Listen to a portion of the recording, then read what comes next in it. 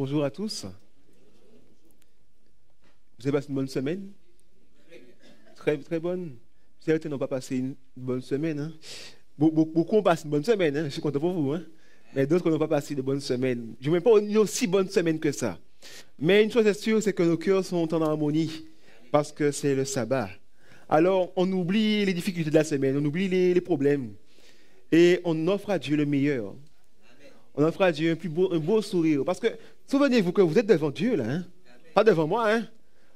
Alors, souriez pour le Seigneur. Oui, ayez le cœur rempli de joie.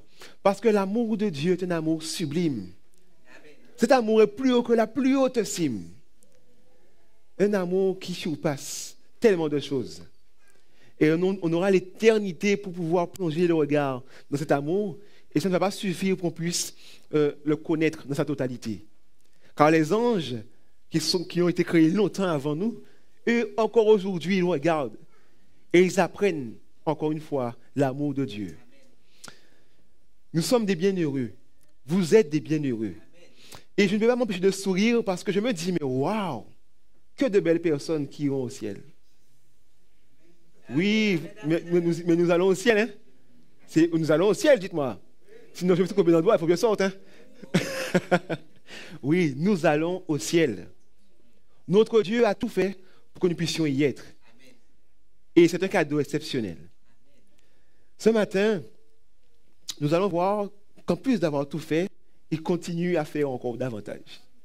Oui. Alors, j'ai une histoire à vous raconter. C'est l'histoire d'un homme qui s'est perdu dans un labyrinthe. Il est dans un labyrinthe et il s'est perdu. Il va à droite. Il pense que c'est à droite, il court, puis il voit que c'est une impasse. Il retourne sur son chemin. Il va à gauche. À gauche, il se perd. Il retourne, il se perd. Il ne sait plus dans quelle direction il va. Il est perdu. Et en se perdant, il voit une carte, qui est la carte du labyrinthe. Et il est dit, vous êtes ici.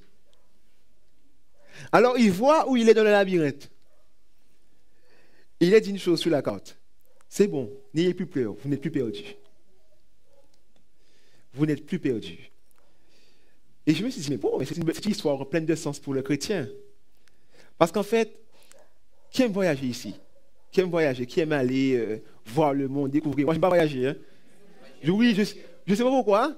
Je ne sais pas pourquoi je n'aime pas voyager. Du moins, quand je voyage, ça m'énerve. Parce que je me dis, il y a tellement de choses à faire ici. Oui, je sais, il faut découvrir. Non, mais je respecte ça. Hein. Moi, j'ai envie d'avoir le goût du voyage. J'ai envie de l'avoir. Oui, bientôt. mais j'avoue que voyager ne me dit rien. Je préfère rester ici, faire quelque chose, voilà, pour ici, mais bon. Mais même ici, je voyage parce que je vais d'un endroit à l'autre. Alors, nous qui aimons voyager, lorsque vous voyagez, vous savez que vous allez à un endroit. Vous ne voyagez pas pour aller, vous ne savez pas où. Par exemple, quand on prend le train, on sait qu'on prend le train pour arriver à un arrêt, voilà, du moins à un itinéraire. La vie est un voyage. La vie, c'est comme prendre le train. À la fin, tu vas t'arrêter quelque part et c'est ta destination. Et là où tout homme se perd, c'est que tout homme pense que la vie n'est pas un voyage. Alors, ils font beaucoup de choses, ils vont partout, ils font plein de choses. Mais à la fin de chaque vie, ton voyage est arrêté. Et tu es face à quelqu'un. Face à qui? Dieu. Face à Dieu. À la fin de chaque vie, tout le monde viendra face à Dieu.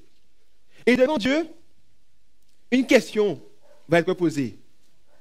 Où sont tes bagages? Où sont tes bagages? Qui est assez, bon, je ne vais pas dire fou, hein, mais assez coriace pour aller en France en hiver en débardeur, dans l'avion. Sans valise, et arriver, et bien, il descend en débardeur, sans valise, sans rien. Un voyage se prépare. On sait qu'on va à un endroit, alors on prend de quoi survivre à l'endroit où on va. Ou de quoi on fait des plans. beaucoup d'entre nous ne font pas de plan pour le ciel ou de plan pour rencontrer leur Créateur. Il y avait l'histoire d'un homme. Cet homme était perdu dans des galeries, dans des souterrains. Perdu dans des souterrains, il se dit, mais ouais, qu'est-ce que j'ai fait là? On m'a envoyé dans un souterrain et là, on m'a laissé mourir. On me laisse mourir de soif et de faim et de froid aussi. Mais il commençait à crier pour que quelqu'un puisse l'entendre. Il criait, il criait, il criait. Et je ne sais pas si vous connaissez, je ne sais pas si c'est un jeu, mais on crie Marco, Polo. Voilà, c'est pour se diriger. Il y a ceux qui crient, oui, il y a ceux qui crient, en gros, on crie un nom, l'autre répond pour qu'on puisse se diriger, parce qu'on est perdu. Alors, cet homme est en train de crier dans les souterrains. Il entend un homme qui répond. Alors il crie aussi, il crie. Et l'homme répond. Et il arrive à un endroit où il voit un homme. L'homme lui dit une chose. Ma présence est ton salut. Ma présence, il dit qu'il ne voyait pas l'homme. Hein. Mais il lui dit, ma présence est ton salut. Suis-moi et ne me perds jamais de vue. Sois attentif à mes instructions, car je suis là pour te diriger vers la sortie. Alors, arrivé à la sortie, il se retourne vers l'homme, il dit à l'homme, je suis arrivé. Il n'y a personne. Et l'homme lui dit, pendant qu'il traversait, l'homme lui dit, quand tu sortiras, regarde là-haut. Il est arrivé à la sortie, il s'est mis à regarder le ciel et il s'est mis à méditer. Mais où est passé l'homme? Celui qui m'a dirigé. Il est passé où? Il regarde là-haut. Il dit, mais il se souvient que l'homme lui a dit de regarder là-haut. Alors il regarde là-haut. Et l'Esprit de Dieu lui dit, c'était moi. Ma présence est ton salut. Aujourd'hui, qui d'entre vous avez Jésus-Christ comme votre ami, comme votre sauveur? Qui aujourd'hui a Dieu comme compagnon? Parce que si Dieu est avec vous, sa présence même est votre secours en toute situation. Sa présence vous suffit. Qu'il y ait à manger dans le frigidaire, qu'il n'y ait pas à manger, qu'il y ait de l'essence dans la voiture, qu'il n'y ait pas d'essence, qu'il y ait d'argent sur le compte, qu'il n'y ait pas d'argent, la présence de Dieu est votre salut. Rappelez-vous d'une chose, durant toute cette semaine, du moins toutes ces 2 semaines, nous avons vu un plan éternel d'amour. Dieu nous a tellement aimés qu'il n'a pas fait la fine bouche dans le moyen de nous sauver. Mais Jésus est descendu. Jésus est descendu. Je parlais avec un ami, je lui disais, notre Dieu veut être notre ami à un point. À un point, il a tout fait pour être notre ami. Et nous, on le balance, on lui dit, ah, sors de là, sors de là. Ou alors, on dit qu'on veut être ami de Dieu, mais on ne fait rien pour réellement être ami avec lui. Triste Jésus. Parce qu'il a tout fait. Avant la chute, il a créé l'homme. Et chaque soir, il venait vers l'homme. Et il passait du temps avec l'homme dans le jardin. Après le péché, Adam et Ève mangent le fruit et ils tombent. Mais une fois qu'ils mangent le fruit, qu'est-ce qu'ils font? Ils se cachent. Ils vont courir loin de la face de Dieu. Mais Dieu, qu'est-ce qu'il fait lui? Est-ce qu'il les laisse? Il descend et il dit, où es-tu mon ami? Où es-tu? Ah, nous nous sommes cachés, nous avons eu peur. Le péché, c'est le péché qui nous fait fuir Dieu aujourd'hui. Sinon, tous les hommes seraient ravis d'être en présence du Créateur. Sinon, tous les hommes chercheraient Dieu inlassablement. Mais c'est le péché qui nous empoisonne la vie. C'est le péché qui nous fait nous perdre dans le labyrinthe de la vie. Et on n'arrive pas à entendre la voix de celui qui peut nous sauver. À cause du péché. Mais Dieu, là encore, il vient et il dit, où es-tu? Et au lieu d'accuser l'homme, tu as mangé le fruit, tu vas voir. Non. Il lui dit, je mettrai une inimitié. Je vais mettre une haine entre ceux qui veulent me servir et ceux qui ne veulent pas me servir. Entre celui qui est venu vous séparer de moi. Vous allez maintenant le haïr. Il y aura une séparation entre vous. Et vous pourrez enfin me servir comme vous le désirez. Qui désire servir Dieu? Amen. Je veux servir Dieu. Mais dans mon corps, il y a une loi qui m'empêche de servir mon Dieu. J'essaie de garder ses commandements. J'essaie de marcher avec lui. Je tombe trop souvent. Je tombe tellement souvent que des fois je me dis, vaut mieux arrêter et rester à terre parce que je vais tomber plus tard. Alors pour ne pas tomber de nouveau, je reste à terre. Mais c'est le péché qui me fait penser comme ça. C'est le péché qui me fait continuer à rester au sol. Et me dire, c'est bon, je suis perdu dans le labyrinthe, je reste là maintenant, j'attends. J'attends la mort sur moi. Mais Dieu a mis un courage dans le cœur de chaque homme. Une lumière qui ne s'est pas éteinte à cause du péché. Et cette lumière nous donne la force de crier, Seigneur, sauve-moi. Seigneur, j'aimerais être sauvé. Seigneur, j'aimerais avoir de l'espoir. J'aimerais quelque chose de meilleur, de mieux que cela. Quand un homme se pose la question comment être sauvé, ce n'est pas de lui-même. C'est Dieu. C'est Dieu qui se manifeste en lui. Et qui lui fait comprendre qu'il y a de l'espoir. Qu'il y a de l'espoir. Alors, notre Sauveur se présente à nous d'une manière spéciale. Il nous dit, vous qui êtes dans le labyrinthe de la vie, vous qui avez pour destination de rencontrer le Père, voilà comment je me présente à vous. Lisons Jean 14, verset 6. Un texte que nous connaissons par cœur. Nous allons quand même faire la lecture, chercher. Jean 14, verset 6.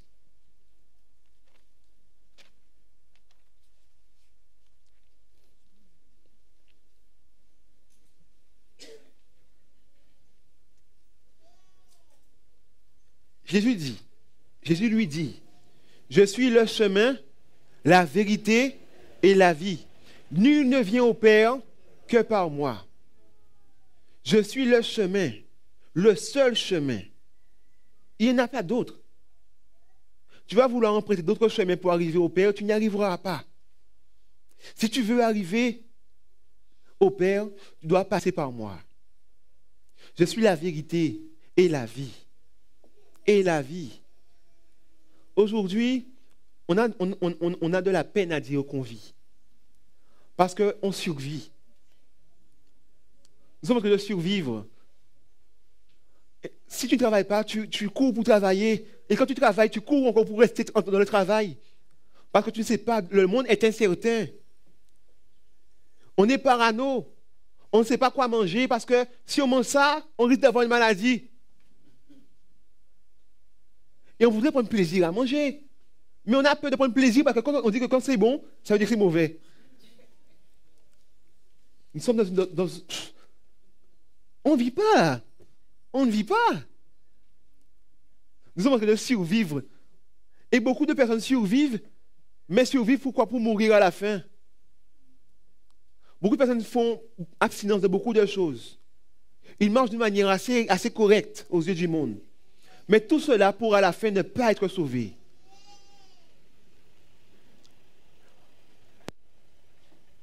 J'ai une cousine qui m'a dit une chose. Elle est chrétienne, hein, mais elle ne marche pas avec Dieu. Et je lui ai dit, oui, tu lis ta Bible vite fait, oui, tu viens à l'église, oui, tu fais ces choses-là. Ce n'est pas ça qui te sauvera. Tu perds ton temps.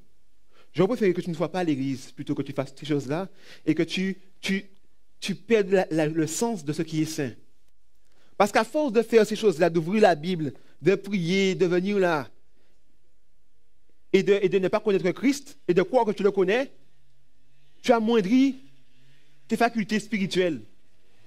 Alors que celui qui est dehors, qui ne connaît pas Dieu, mais qui rentre dans l'église pour servir Dieu et qui le sert réellement, ses facultés sont stimulées. Parce que ce qui est saint à ses yeux. Mais une fois qu'on est ici, on perd la valeur de la sainteté et on commence à appeler le bien et mal dans l'église même. Mais cette cousine, elle n'est pas méchante. Elle n'est pas méchante.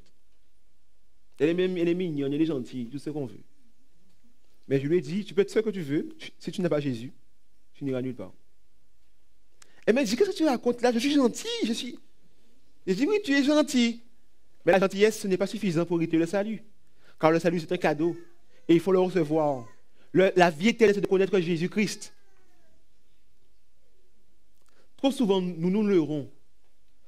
Personnes adultes, jeunes. Parce que nos amis disent de nous que nous sommes pauvres, mais c'est son bon boug. Ah ouais, lui, tu vois, c'est quelqu'un d'honnête. On peut se confier à lui. C'est pas parce qu'ils disent ça que vous serez au ciel. Hein. C'est pas parce qu'on dit celui-ci ressemble à un adventiste qui va aller au ciel. Ce n'est pas parce qu'on dit pour ton visage brille aujourd'hui. Waouh! Ce n'est pas parce qu'on dit ça qu'on va aller au ciel. Hein. Ce n'est pas parce que Dieu nous fait grâce de voir le ciel ouvert qu'on va aller au ciel. Parce que la sœur White même a été au ciel. Elle a vu des choses extraordinaires. Mais Dieu lui a dit, persévère hein, si tu veux y aller.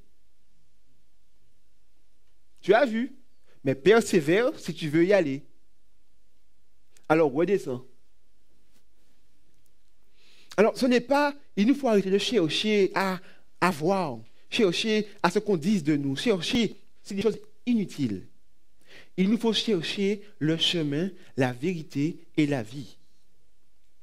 Il nous faut chercher Jésus-Christ. Car la vie éternelle, c'est de connaître Dieu et celui qui l'a envoyé, Jésus-Christ. Si tu ne connais pas ton Sauveur, tu perds du temps. Tu perds du temps. Connaître quelqu'un. Et je le disais dans ma classe, comme on est une classe sans tabou, je leur dis, soyez francs, il n'y a pas de souci. Racontez-moi votre histoire. Parce que Paul a raconté son histoire devant le peuple. Et il a dit justement, il a raconté comment il était. Mais il a aussi raconté pourquoi il n'est plus comme avant. Parce qu'il a rencontré son Sauveur. Il a rencontré quelqu'un.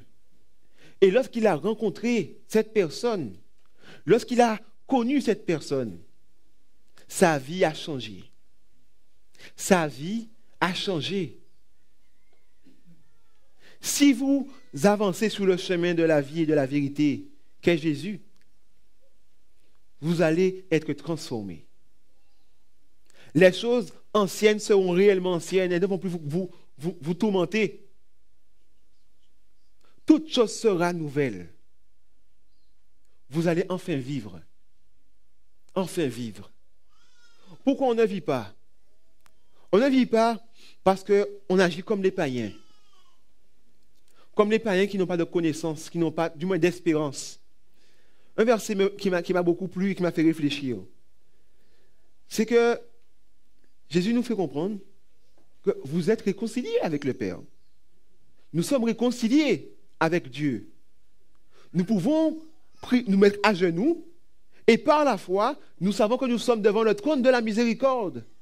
Et nous allons obtenir miséricorde à cause de Christ que nous pouvons dire Amen par Jésus-Christ. Car lorsque nous disons Amen par Jésus-Christ, l'exaucement de la prière va s'effectuer à cause de son nom.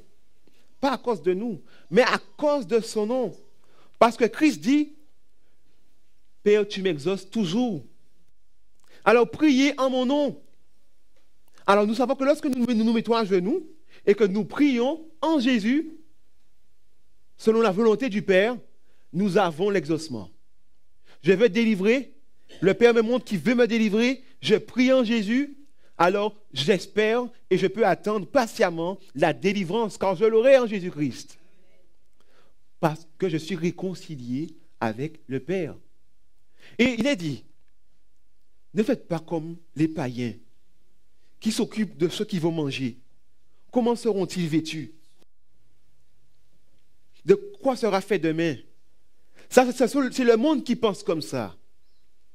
Pourquoi le monde pense comme ça? Pourquoi le monde pense comme ça, chers frères et sœurs? Parce qu'ils n'ont pas d'assurance. Demain, ils ont peur du lendemain. Ils sont en train de survivre. Ils ne savent pas, ils sont dit, mais demain, la quoi? Ils ne savent pas ce qu'ils vont faire. Alors ils se plaignent, ils ont besoin de choses. Mais il est dit, regardez, regardez les oiseaux du ciel. Ils ne sèment ni ne moissonnent. Et le Père Céleste prend soin d'eux. Quel oiseau qui va faire un jardin pour avoir des fruits? Non. Il vient et il trouve des graines, il trouve à manger. Parce que Dieu dirige ses ailes. Et il a de quoi manger. Et il dit, mais regardez la fleur des champs, le lys des champs. Comment elle est vêtue. Waouh, extraordinaire. Mais Salomon lui-même, dans toute sa gloire, n'a jamais été vêtu comme ça. Et la lys, qu'est-ce qu'on fait avec? On la foule aux pieds, on l'envoie dans le feu. Ne valez-vous pas plus qu'un oiseau, plus qu'une lys? Avant, vous pouviez vous plaindre. Avant, vous pouviez ne pas avoir d'assurance, être perdu. Parce que avant, vous étiez ennemi de Dieu. Ennemi de Dieu. Mais aujourd'hui, lorsque vous avez rencontré le Seigneur, le Sauveur de l'humanité, aujourd'hui, lorsque vous avez entendu la voix de l'Éternel vous dire, vous êtes sauvés. Viens maintenant, rentre dans les eaux du baptême et sois avec moi. Lorsque vous entendez la voix de Dieu vous dire cela, il n'y a plus rien à craindre. Il n'y a plus rien à craindre. Je ne suis plus perdu. J'ai la carte du labyrinthe et je peux aller en direction de mon Père sans craindre quoi que ce soit. Amen. Je ne suis plus perdu. Quand j'étais perdu, je pouvais crier, je pouvais faire tout ce que j'avais à faire. Mais aujourd'hui, cela était possible parce que je sais où je vais. Cela était possible aujourd'hui parce que je suis réconcilié avec celui qui dirige toutes choses. Mais pour pouvoir faire cette expérience, il faut croire. Il faut croire. Que faut-il pour que le salut accordé par Jésus devienne une réalité dans la vie de tout homme? Car vous êtes sauvés. Mais que faut-il pour que ce salut devienne réalité dans la vie de celui qui dit qu'il est sauvé? Qu'est-ce qu'il faut? Lisons Acte 16, verset 31. Acte 16, verset 31. Ce matin, si vous êtes venu non sauvé dans l'église, vous devez ressortir sauvé. Hein? Si vous êtes rentré perdu dans le labyrinthe, je vous emmène par la grâce à avoir la carte du labyrinthe. Et cette carte, c'est Jésus-Christ. Alors ne bouchez pas vos oreilles à la voix de celui qui vous appelle à le suivre. Si Christ nous appelle, c'est pour que votre joie soit parfaite. C'est pour que votre amour soit parfait. C'est pour que votre vie soit parfaite. Alors, que nous est-il dit dans Acte 16, verset 31? La question est, que faut-il pour que le salut accordé par Jésus devienne réalité dans la vie de tout homme? Paul et Silas répondirent, crois au Seigneur Jésus et tu seras sauvé, toi et ta famille. C'est trop simple pour être sauvé. Il faut mettre de l'argent, il faut payer quelque chose pour le salut. Beaucoup, malheureusement, aimeraient payer des choses pour mériter le salut. Beaucoup voudraient aller gravir le mont Everest pour dire, c'est bon, j'ai réussi, je suis sauvé. Beaucoup voudraient courir un marathon pour avoir ce salut. Mais Jésus te dit, si tu veux le salut, crois. Crois au Seigneur Jésus et tu seras sauvé. En plus, toi, mais ta famille aussi. C'est tellement simple qu'on a du mal à dire Amen. Non, comprenez-vous, le salut est tellement simple que pour être sauvé, il faut être fou pour être perdu. Une fois que tu entends la parole de l'Évangile, maintenant, il y a des gens qui sont logiques ici, des gens qui aiment les sciences, qui sont pragmatiques. Mais si tu es pragmatique et que tu calcules tout avant de faire un choix, pour prendre le meilleur choix que tu dois prendre aujourd'hui, c'est de croire au Seigneur Jésus. Et si cette personne qui dit qu'elle aime réfléchir, qu'elle aime tout ce qui est logique et qu'elle ne choisit pas Christ, il faut qu'on puisse lui dire, tu es folle. Tu es folle de ne pas l'accepter. Parce que tu veux vivre et tu choisis de ne pas vivre. Tu ne veux plus survivre dans ce monde. Tu veux enfin vivre. Et tu ne choisis pas Christ. Pourquoi? Si tu veux réellement être sauvé, crois au Seigneur Jésus. Maintenant que tu crois au Seigneur Jésus, quelle attitude dois-tu avoir? Comment dois-tu te comporter? Quelle est l'attitude de celui qui a accepté Jésus dans sa vie? Lisons Jean 10, versets 26 et 27. Jean 10, versets 26 et 27.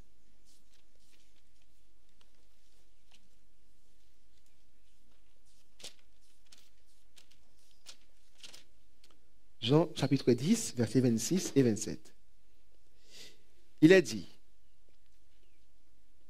je vais attendre un instant, tout le monde puisse trouver.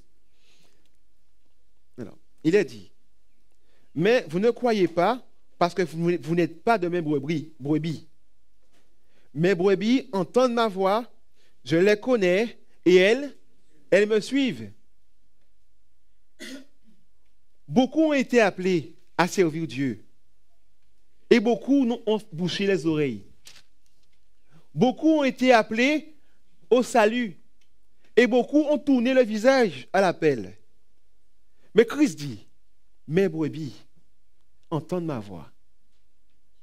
Elles connaissent ma voix. Et qu'est-ce qu'elles font? Elles me suivent. Si aujourd'hui tu as accepté Christ, suis Christ. Si aujourd'hui tu as entendu, durant ces 2 semaines, la voix de l'Éternel te dire qu'il voulait te sauver, qu'il t'aimait, et que tu as voulu le salut qu'il offrait, suis-le maintenant. Ne reste pas chez toi. Ne reste pas enfermé loin de lui, mais suis-le.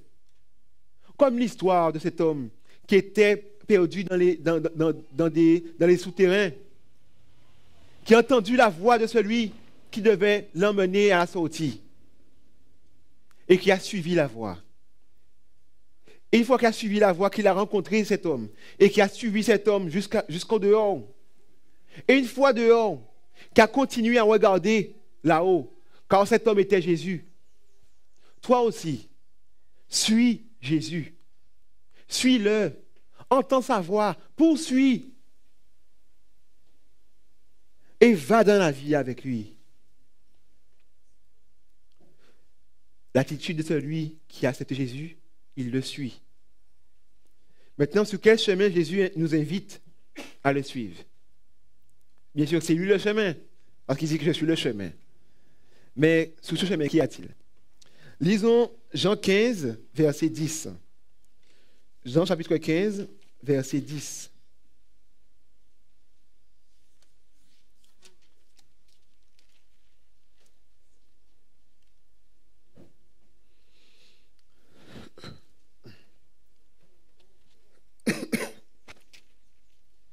Il est dit, si vous gardez mes commandements, vous demeurez dans mon amour, de même que j'ai gardé les commandements de mon Père et que je demeure dans son amour.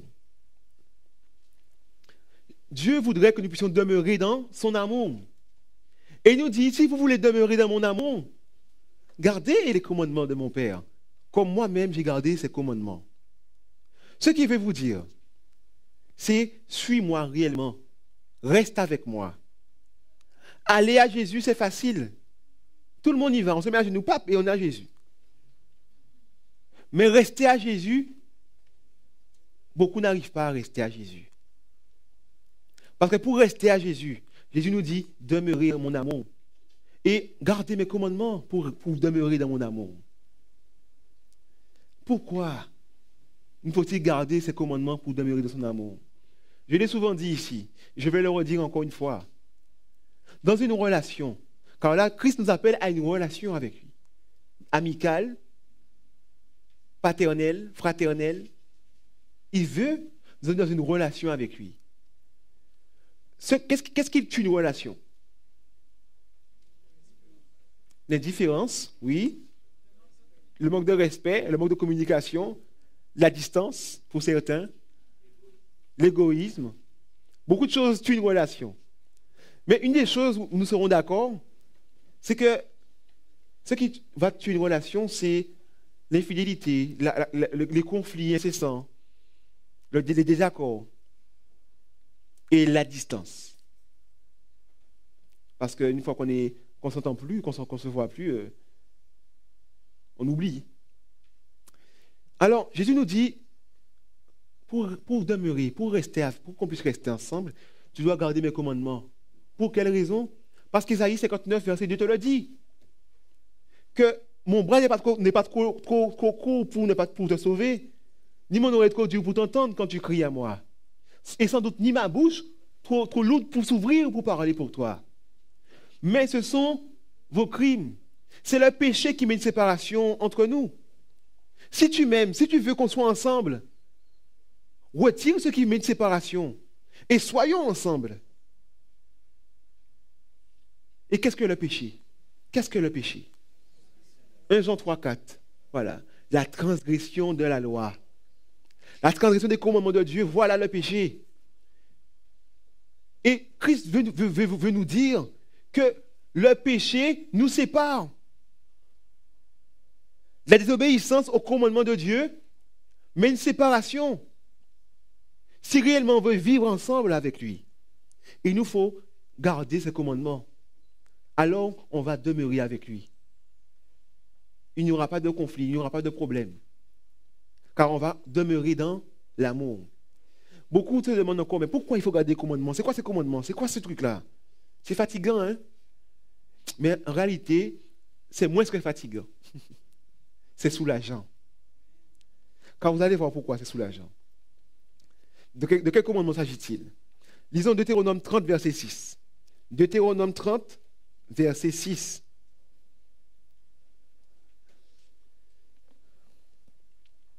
Donc là, on parle bien du chemin qui nous emmène au Père. Hein? Car Jésus est le chemin et il nous dit, voilà comment marcher sur ce chemin. Donc pour qu'on puisse arriver à la destination de notre vie, au Père, il nous faut passer par là. Deutéronome 30, verset 6. Il a dit, l'Éternel, ton Dieu, circoncira ton cœur et le cœur de ta postérité. Et tu aimeras l'Éternel, ton Dieu, de tout ton cœur, de toute ton âme, afin que tu vives. Premier commandement, aimer Dieu de tout ton cœur, de toute ton âme, pour que tu vives. Dieu nous dit, si tu veux marcher dans mon amour, si tu veux demeurer et garder mes commandements, aime-moi et aime-moi. Et ne même pas en parole, hein. Aime-moi en action. Fais-moi du bien. Respecte-moi. Pas de bêtises. Ne dis pas, je t'aime Seigneur, je t'aime Seigneur, je t'aime Seigneur, qui ne finit jamais. Et que je vois que dans ton comportement, que tu ne m'aimes pas. Parce que si tu me dis je t'aime et que tu fais autre chose, tu mets une séparation entre nous. Mais aime-moi. Lisons Lévitique 19, verset 18. Lévitique 19, verset 18.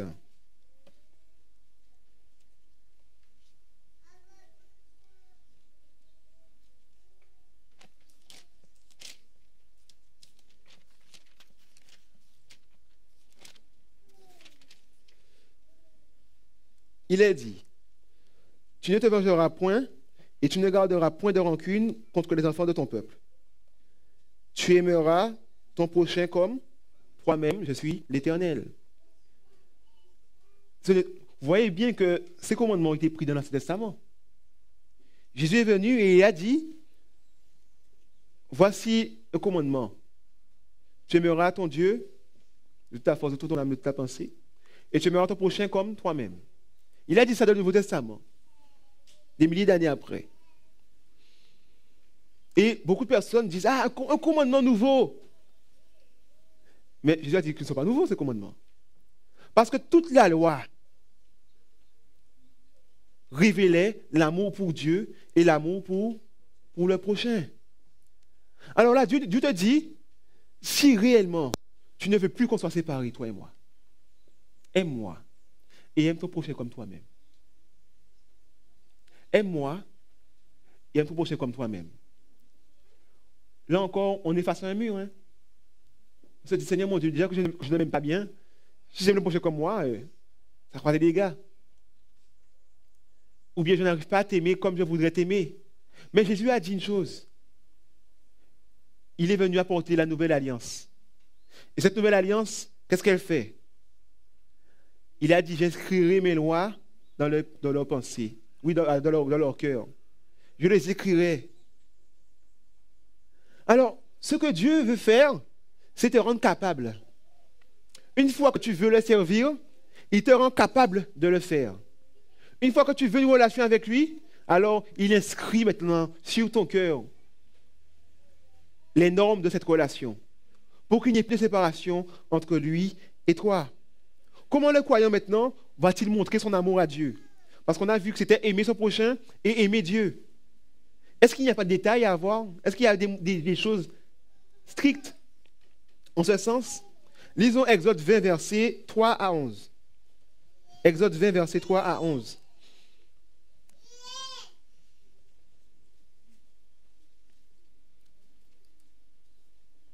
Donc, concernant l'amour pour Dieu, comment aimer Dieu? Comment Dieu veut-il être aimé? Il nous dit, si tu m'aimes, si tu veux qu'on soit ensemble, voilà une chose importante. Tu ne dois pas avoir d'autre Dieu devant ta face, devant ma face. Donc, c'est moi seul que tu dois adorer. Deuxièmement, tu ne feras pas d'image taillée, tu ne dois pas aller. Tu ne dois pas aller faire d'image taillée. Tu ne dois pas aller faire de représentation.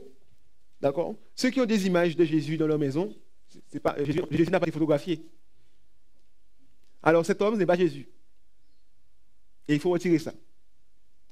Ceux qui ont des images, ils se prosternent devant elles. Ceux qui ont des statues, mais c'est... Dieu dit de ne pas faire ces choses-là. Si vous m'aimez, arrêtez de faire ça. Si vous m'aimez, arrêtez de faire cela. Parce que ça met une séparation entre vous et moi. Il a dit aussi, tu ne te prosterneras point devant elle. Non, voilà, devant elle. Et tu ne vas pas les servir. Si jamais ces morceaux de bois te parlent, n'obéis pas. Tu n'obéiras qu'à Dieu. Et déjà, tu dois déjà le jeter parce qu'il ne doit pas te parler. Tu dois me servir moi seul. Ensuite, verset 7. Tu ne prendras point le nom de l'Éternel ton Dieu en vain. Quand tu te cognes l'orteil contre le bord d'une table, tu ne dois pas dire prendre le nom de Dieu en vain dans ce moment-là non plus. Hein. Si tu es sincère, tu te dis, Seigneur mon Dieu, pourquoi? Mais tu ne dois pas aller utiliser le nom de Dieu pour ne pas dire de bêtises. C'est prendre le nom de Dieu en vain. Avec tes amis, tu ne dois pas te moquer des choses de Dieu. Beaucoup de personnes font ça. Je me suis dit, mais ce n'est pas possible. Est-ce qu'ils se rendent compte de ce qu'ils font? Ils sont dans des manifestations, ils sont avec eux, et ils se moquent du pasteur. Et ils disent, au nom de Jésus, au nom de Jésus. J'ai dit, mais au nom de Jésus? Mais au nom de Jésus, tous genoux fléchis. Agenouillez-vous. Ils prennent le nom de l'Éternel, le nom de leur Sauveur en vain. Ils jouent avec ça. Ils jouent avec ça. Alors qu'il est dit que si jamais tu prononces le nom de l'Éternel, ton Dieu, ou de Jésus, fuis le péché, fuis le mal. Tu dois t'éloigner du péché si jamais tu le prononces de ta bouche. Alors, Dieu te dit de ne pas utiliser son nom en vain, au verset 7. Au verset 8, il dit autre chose. Souviens-toi du jour du repos pour le sanctifier. Tu travailleras 6 jours et tu feras tout ton ouvrage. Mais le 7e jour est le jour du repos de l'Éternel ton Dieu. Tu ne feras aucun ouvrage, ni toi, ni ton fils, ni ta fille, ni ton serviteur, ni ta servante, ni ton bétail, ni l'étranger qui est dans tes portes. Car en 6 jours, l'Éternel a fait les cieux et la terre et la mer et tout ce qui y est contenu. Et il s'est reposé le 7e jour. C'est pourquoi l'Éternel a béni le jour du repos et l'a sanctifié. Si tu veux aimer Dieu, si tu aimes Dieu, tu dois observer ses commandements. Tu dois observer ses commandements. Il n'y a pas de oui, mais. C'est Dieu qui a mis les conditions. Il a dit, si tu m'aimes, tu ne dois pas adorer d'autres dieux. C'est moi seul. Il n'y a pas deux dieux qu'on va servir. Si tu sers l'argent, tu dois arrêter de servir l'argent pour servir Dieu. Si tu sers ta compagne, tu dois servir Dieu. Il n'y a rien qui doit être entre toi et ton Dieu. Et tu dois garder le jour du repos de l'Éternel ton Dieu.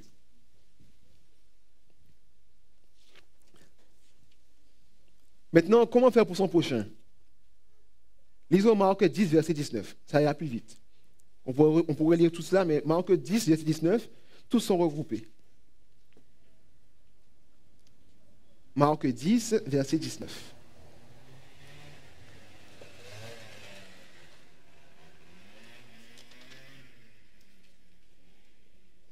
Il est dit, tu connais les commandements, tu ne commettras point d'adultère, tu ne tueras point, tu ne déroberas point, tu ne diras point de faux témoignages, tu ne feras tort à personne, honore ton père et ta mère. Quand on te dit d'aimer ton prochain comme toi-même, on te dit de ne pas mentir sur ton prochain, de ne pas convoiter les choses de ton prochain, d'honorer tes parents. Et quand on parle du père et mère, on pense que c'est parents. Ce n'est pas que père et la mère, mais ta grand-mère aussi, ton grand-père aussi, tes oncles. Tu dois respecter ta famille. Quand il te dit d'aimer ton prochain comme toi-même, tu ne dois pas tuer ton prochain. Tu ne dois pas voler ses biens. Tu dois être bienveillant. Tu dois vouloir le meilleur pour lui. Et tu dois pouvoir espérer aussi le meilleur. Du moins faire le meilleur. Pour finir, chers frères et sœurs, rappelons-nous que nous sommes sur le chemin de notre vie. Et à la fin de ce chemin, nous allons rencontrer notre Dieu. Et pour pouvoir être de ceux qui vont rentrer à la fin du voyage dans le ciel, il nous faut avoir dans notre valise Jésus-Christ. Et Jésus-Christ nous dit que pour qu'il puisse rester dans la valise, il faut que nous puissions garder ses commandements. Non pas par forme, je le reprends, non pas par forme, ce ne sont pas les commandements qui nous sauvent, c'est Jésus. Mais pour que Jésus puisse nous sauver, il faut qu'il puisse rester avec nous. Et pour qu'il puisse rester avec nous, il faut qu'on puisse garder ses commandements. C'est ce qu'il demande. Pour qu'il puisse rester, il nous faut réellement garder ses commandements. Et ces commandements ne sont pas pénibles. En quoi est-il pénible d'aimer? En quoi est-il pénible d'aimer Dieu et d'aimer son prochain? Parce qu'il a dit d'aimer ton prochain comme tu t'aimes toi. Alors, si tu t'aimes, il te dit, l'amour que tu as pour toi, donne-le aussi à ton prochain. Après, on comprend que si tu ne t'aimes pas bien, que tu as mal aimé ton prochain. Mais là encore, Dieu a la solution. Il dit, donne-moi ton cœur et j'inscrirai cet amour. Mais il nous faut aller tout donner à Dieu. Et ce matin, Dieu voudrait que tu viennes et que tu lui donnes tout pour y arriver. Car cela ne peut pas venir de toi. Tu as envie, mais tu n'as pas le pouvoir. Tu as envie de faire cela, mais tu ne peux pas le faire sans Dieu. Alors, je vais prier ce matin pour ceux qui voudraient donner leur vie à Dieu. Ceux qui voudraient que Dieu puisse les sceller de son amour. Ceux qui voudraient que Dieu lui-même prenne leur cœur et inscrive avec douceur cette loi d'amour. Alors, dans mes appels, je n'aime pas les faire durer. Parce que ça me donne des migraines. Alors, je vais juste le dire 3 fois. Hein. Donc, si vous voulez venir la première fois, vous pouvez. La deuxième ou la troisième, il y aura le 4e. Si vous voulez venir, je vais prier pour que Dieu puisse prendre votre cœur. Bien sûr, venez avec votre cœur dans la main, dans les mains, parce que Dieu n'est pas voleur. Mais si vous vous levez, c'est parce que vous voulez donner à Dieu votre cœur. Et vous voulez surtout ne plus survivre, mais enfin vivre. Alors, c'est un appel à l'instant. Venez. Venez. Et je vais prier pour vous.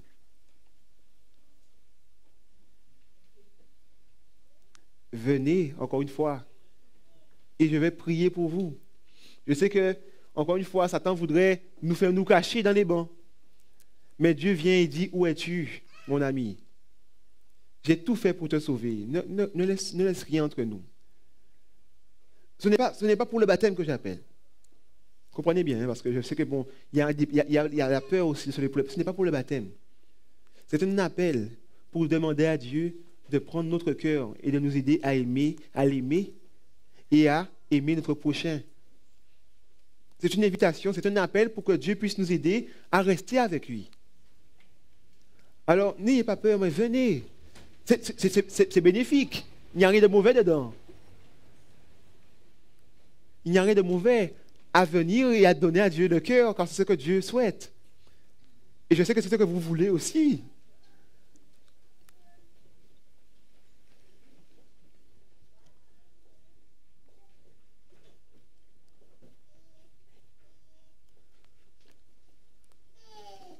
Vous venez et nous allons instaurer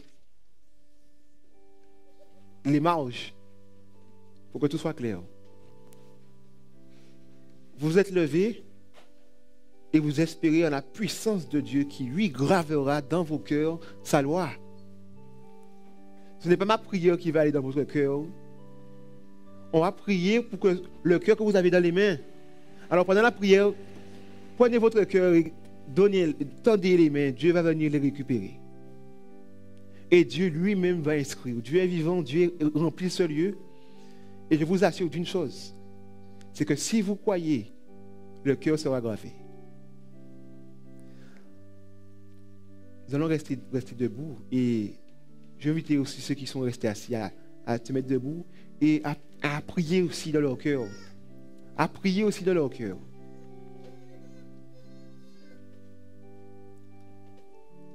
Enfin, nous allons vivre. Prions. Notre Dieu, notre Père, merci. Merci de nous avoir donné Jésus, qui est le chemin qui mène jusqu'à toi. Merci, Père, de nous avoir trouvés alors que nous avons couru loin de toi et nous sommes perdus dans le labyrinthe de la vie. Éternel, notre Dieu, tu vois comme nous avons des réticences à nous lever vers toi. Car le péché, mon Dieu, est dans chaque membre. Mais si nous sommes levés, c'est parce que tu l'as voulu. Et tu as mis en nos cœurs, mon Dieu, l'envie d'être délivré. L'envie, Seigneur mon Dieu, de vivre enfin. L'envie de garder Jésus avec nous. Éternel, nous tendons les mains. Et nous te disons, Père, viens et prends notre cœur. Prends notre cœur, Seigneur, car nous avons du mal à le garder pur. Prends notre cœur, Seigneur, afin qu'il puisse battre au même rythme que le tien. Et de ton droit, comme tu as gravé les 10 commandements, grave sur nos cœurs ta loi, afin que nous puissions, mon Dieu, être rendus capables de t'aimer et d'aimer notre prochain. Car, mon Dieu, si on fait cela, si on s'aime les uns les autres, et si on t'aime, Seigneur, tu resteras parmi nous. Nous allons demeurer dans ton amour. Ô Seigneur, bénis chaque âme qui s'est levée pour te donner son cœur. Bénis, mon Dieu, ne laisse aucun d'entre nous partir de ce lieu avec un cœur, mon Dieu, qui n'a pas été gravé par toi. Nous t'avons prié car nous savons que tu es vivant et que tu nous reçois, mon Dieu, à cause de Jésus-Christ. Car son sang, mon Dieu, est sur chacun d'entre nous et nous sommes réconciliés. Nous sommes, mon Dieu, pardonnés et les péchés aussi sont effacés à cause de son nom. Accorde-nous ta paix par l'Esprit. Souffle sur nous, mon Dieu. Et que nous puissions, mon Dieu, nous asseoir avec l'allégresse dans le cœur. Nous t'avons prié en Jésus ton Fils et pour ta gloire. Amen. Amen. Amen. Soyez bénis. Amen.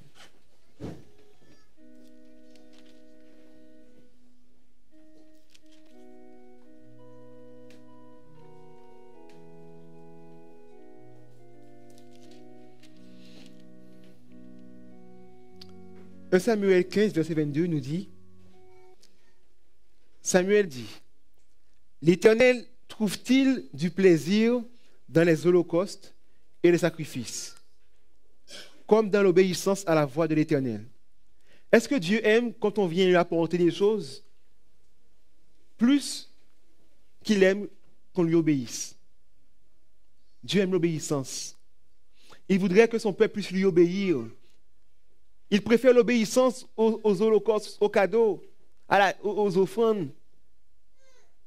Ce qu'il veut, c'est qu'on puisse lui obéir. Parce que si on obéit à Dieu, c'est qu'on choisit de sortir du labyrinthe. Rappelez-vous, Christ est venu non pas pour juger le monde, mais pour le sauver. Et nous sommes perdus. Alors arrêtons d'être têtus et écoutons sa voix qui nous dit va à gauche, va à droite pour être sauvé. Et il nous a dit dans Jean 15, verset 10, nous l'avons lu au début, mais dans le verset 11, la suite.